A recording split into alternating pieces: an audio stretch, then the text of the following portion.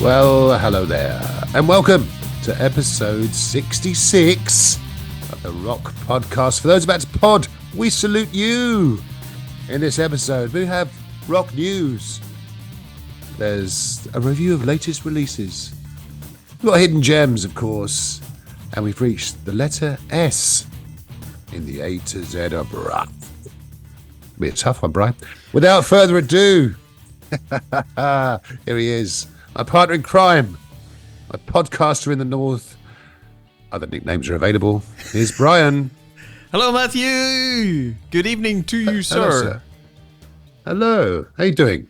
I'm doing good. I'm sporting my Thin Lizzy. I see that. Yes. I see that. It's looking good. Yes, the good old Bohemian FC T-shirt you bought, which you didn't wear when I came to see you last weekend. No, I got after a weekend in Dublin, Matthew. I've got my Irishness back. A few pints of Guinness in 3 or 4 days, and I've just been listening to Thin Lizzy and Rory Gallagher. I'm now fully fledged back. I notice your accent's come back quite strongly. It's always a telltale sign you've been back in the homeland. Dublin. I saw you visited Phil Lynnett's statue. He's a tall bloke. Yeah, I saw that. But it is on a plinth, isn't it? It is. It's just off Grafton Street in Dublin, near a nice pub called Bruxelles or Brussels. I wasn't quite sure of the pronunciation. And yes, a nice statue to Philip. There was some flowers around it. I had Philip's statue all to myself on Thursday afternoon, and then I went into the pub, had a nice pint of Guinness, and there was a bass guitar hanging from the ceiling, as you do, and they were selling memorabilia of Philip there. It was really, really good. But the highlight of the musical part of the trip was going to the Irish Rock and Roll Museum experience, Matt. Rachel and I went to, it's just off Temple Bar. And we booked the tickets, and you're basically going in to a real live recording studio rehearsal place. And a lovely tour guide, Scott, took us round to some of the rehearsal studios, took us into a rehearsal studio that U2 had played in. Lots of albums, put up on the walls of artists who had played or recorded. So you had Rory Gallagher, Gary Moore, Thin Lizzy, Sinead O'Connor, the Cranberries. And it was great. So we went round. Scott gave us a history lesson in Irish music.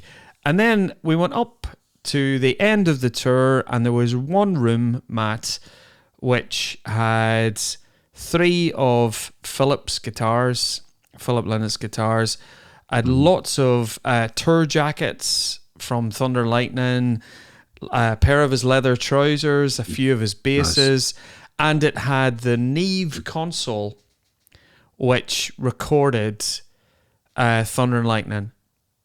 So I was genuinely overwhelmed. I didn't expect to be finishing the tour and having a Thin Lizzy exhibition of lots of memorabilia, which had been kindly donated by Philomena, Philip's mother. Great hour and a half. If you're ever in Dublin, do the Irish Rock and Roll Museum experience. Fabulous. And it's in the Button Factory, so it's a live gig venue as well too. Thank you, Brian, the new spokesman for Tourism Dublin. Phil Lynott, by the way. Philip, is it Lynott or Lynott? Lynott. It's a bit like Ace Frehley and Ace Frehley, isn't it? It's kind of one or the other. Anyway, Phil Lynott was 6'1", by the way. And did you get to try his leather trousers on? I bet you were dying to. Matthew, I would never have fitted in to Philip's leather trousers. No, I can imagine. They were very, very, very... He's very thin legs. Yeah. But great trip.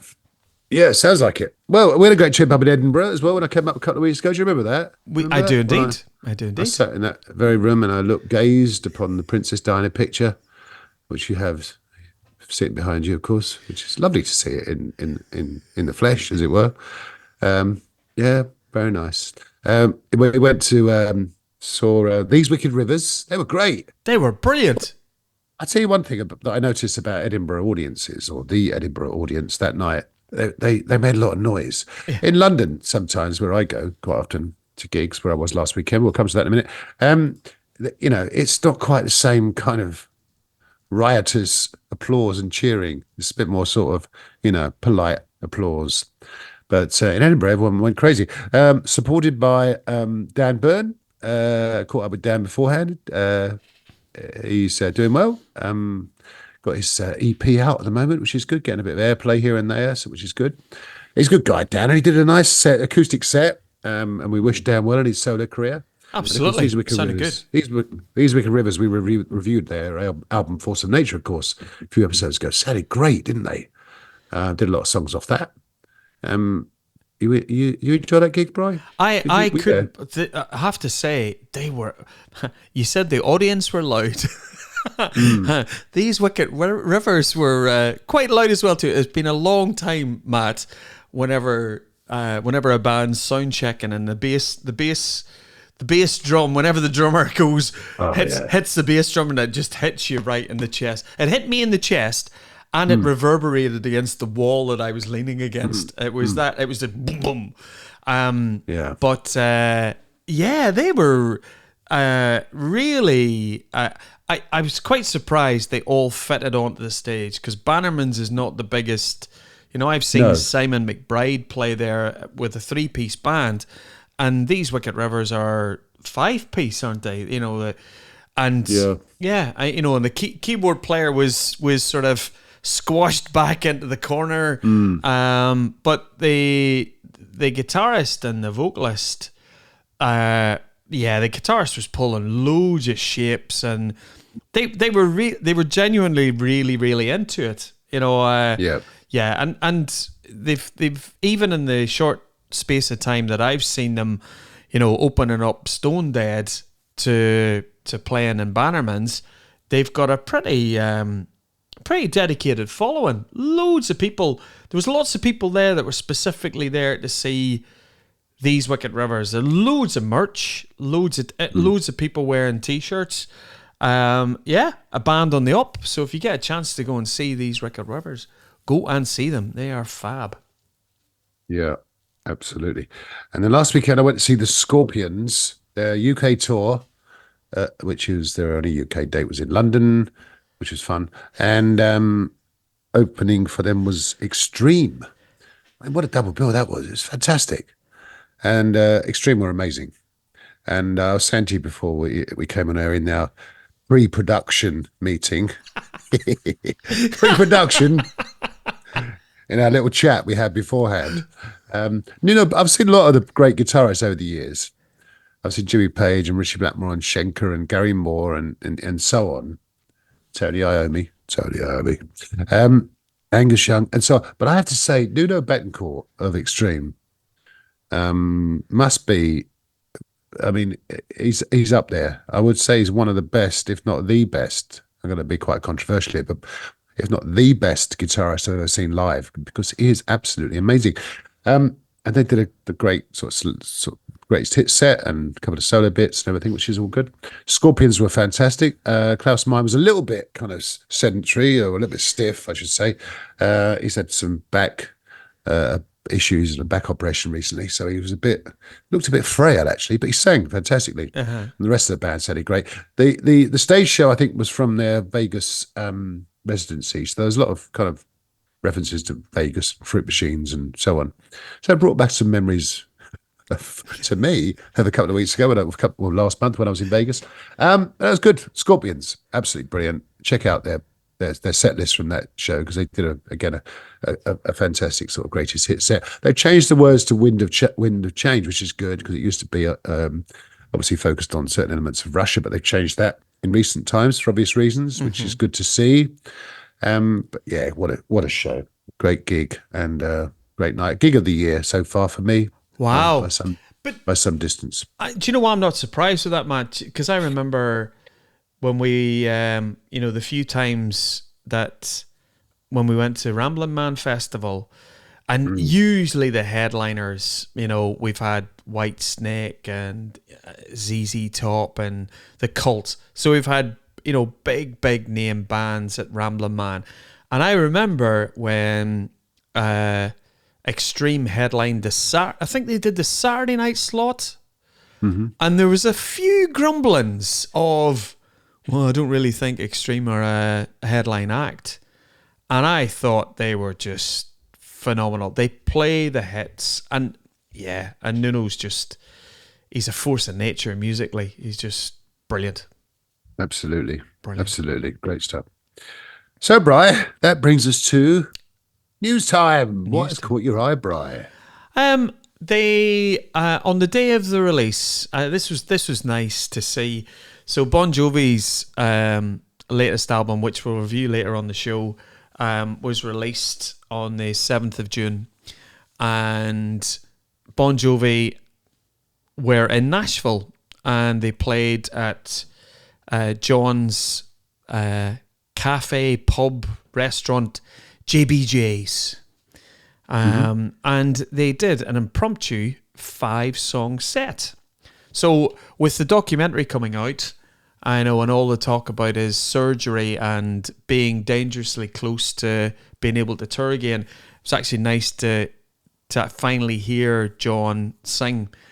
Did 5 songs, did a couple of old classics, Blood on Blood, You Give Love a Bad Name, Born to Be My Baby, and then they played the first single off the new album, Legendary. And do you know what? He looked nervous. He's certainly sounding a lot better than he did on some of the YouTube clips that everybody was giving him a hard time about his voice, Matt. So do you know what? It was lovely to see him. It was lovely to see him singing, and it'll just take more and more time to get the vocal cords back. But that was nice to see. So that was nice to see in the news. The band playing a quick set on the day of the release of the album. It's good. Yeah, absolutely. Yeah, more to come, hopefully. He said, what has he said? He's like worryingly close to wanting to do gigs, or what the expression worryingly close. I don't know what expression he used. It's a strange expression he used. But yeah, hopefully they'll be back. More to come on the new Bon Jovi album later on in New Rock on the Block. In other news, I think was it last episode or one before, we talked about the magnificent Lizzie Hale, who is filling in for Skid Row now that Eric Gronvall has moved on. She's decided that actually, no, thanks very much, guys. It's good playing with you. Maybe we'll meet further on down the road, or whatever expression she used. But she's sticking with Hailstorm, is Lizzie, and that's interesting. You could argue that, well, okay, you could do both. That was what I suggested at the time, a la Miles Kennedy and many others. Yeah. But she's quite comfortable with Hailstorm, and a band she's been in since she was 13, 26, 27 years ago, apparently. So you can understand her loyalty to Hailstorm. Her partner and her brother in the band as well too. That's right. Yeah, that probably helps as well. So the search for a new Skid Row vocalist continues. It probably won't be. It definitely won't be Sebastian Bach, who's been very outspoken, and his criticism isn't strong enough, I don't think. And he's used many a word that we can't repeat on this family podcast about his former colleagues in Skid Row. But essentially, I think it's safe to say that Sebastian Bach, another one, how do you pronounce that? Freely, Linnet. Sebastian Bach won't be rejoining Skid Row, even to the extent that he had a go at a kid or a guy that was wearing a Skid Row t-shirt to come see a solo show, which begs the question, Brian. What t-shirt should you wear if you don't own a t-shirt of the band you're going to see? Do you own a t-shirt of? I mean, I imagine, for example, when I'm going off at a tangent here, when you go and see Bruce Dickinson or Adrian Smith, in Smith Kotzen, for example, Yeah. you're at liberty to wear an Iron Maiden t-shirt, I would suggest. Um, but and if you don't have a Smith Kotzen or a Bruce Dickinson t-shirt, but in this case, as I say, Sebastian Bach, I'm going to call him now, Hey, Bach. took umbrage at this poor young fella who was innocently wearing a Skid Row t-shirt in tribute, probably to Sebastian Bach and his legacy. Anyway, enough about that. No, but you say that, but there's quite a few artists over the years. Yeah, I remember Axel when he had his version of Guns N' Roses going for a while, and there'd be people wearing Slash t-shirts and stuff, and he was saying to security, get such and such out. I mean, I'm kind of going, it's part of your heritage. I think people wear, you know. Yeah, absolutely. Absolutely. What else you got for us, Bri? Well, talking about, so next week I'm very excited. The Foo Fighters are coming to the UK. Yeah, they're doing a proper UK tour. They're coming to Scotland. So I believe. Yep. So they're coming to Hamden next week. And in the news, and Foo Fighters related news, Greg Barton from America, I think he's from Nashville. Greg did an epic non-stop drumming challenge for a worthy cause. He was raising money for cancer research for his in memory of his grandmother. And so on Friday, the 7th of June, Greg played for 9 hours and 15 minutes the entire catalogue of the Foo Fighters. So he played it right from the first song on the very first Foo's album right to the last album. No, I haven't sat. Sorry, Greg, I haven't sat and watched the full 9 hours and 15 minutes, but I have watched all my favourite Foo songs like Congregation and Learn to Fly, and he's a cracking drummer. But and the good news from a charity front, he blew his, he completely surpassed the target that he'd set himself. I think it was maybe around about over $6,000. So hopefully with he's got it up on YouTube, and he might be able to get some good publicity on it. But great drummer. But Matt, can you imagine singing or playing a guitar for 9 hours? I can't imagine doing anything for 9 hours, frankly. Sit in a plane. Yeah, well, actually, I've done that recently. Yeah, yeah. I mean, as you said, amazing achievement. And he's raised just under $8,000. And I think, as you were kind of alluding to, hopefully with all the exposure, and I would suggest that our listeners, find Greg Barton. Jeff Barton, someone else completely, of course. Greg Barton's YouTube piece, and if you can sponsor, that'd be great. As you say, it goes to a good cancer-related cause. I thought it was quite cool that he played everything in order, chronologically, basically, from sort of song one, album one, side one to last song of side two on the most recent album, which is pretty good. It's a song called Rest on there, but here we are. So that's cool. Yeah, good on you. Good on you, Greg. Yeah, well done. Nice But maybe touch. we'll stick the YouTube clip up on our Facebook page. Yeah, absolutely. We should do that. In sadder news, however, Kerrang TV is closing. Now, we've talked fondly about Kerrang magazine over the years. We were big fans of Kerrang magazine back in the day. Kerrang TV actually started back in 2001, and is finishing at the end of this month. It's owned by Channel 4, the UK TV company, Channel 4 Corporation to be precise. And along with 2 or 3 other channels, they are deciding that it doesn't fit into their 5-year strategy, which is a shame because, it's one of those kind of stations that you sort of rely on, really, if you want to go to it and watch a bit. I remember watching it, and you could pretty much guarantee if you, I think you sent, I think it was a text or an email or something to get a request on, they pretty much play it. It's great.